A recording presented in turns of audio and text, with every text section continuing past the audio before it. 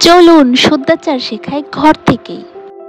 শিশুরা ফুলের মতো যেভাবে ঘড়ি ওরা তেমনভাবেই বড় হয়। আর এই ঘোরার প্রথম পাঠটা শুরু হয় ঘর থেকে এবং বাবা মায়ের হাত ধরে। আজকে বিকেলে ছেলে মেয়েকে ডেকে নতুন কিছু জামা কাপড় দিলাম। আমার প্রিয় সন্তানরা শুধু সৌন্দর্য জামা কাপড় বা চেহারাই না, আসল সৌন্দর্য হয় ব্যবহারে, যেটা কেউ দেখেও না কিন্তু সবাই অনুভব করে।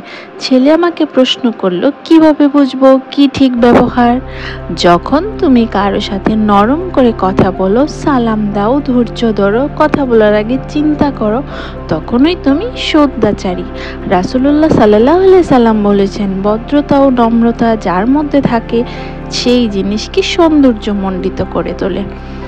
আমরা যদি কাউকে সম্মান দেই, আল্লাহ আমাদের সম্মান বাড়িয়ে দেয়। যদি ভালো ব্যবহার করি তাও হয়। আর এটাই হলো প্রকৃত মুসলিম হওয়ার প্রথম শিক্ষা। তোমরা সবসময় নম্র এবং ভদ্র আচরণ করো।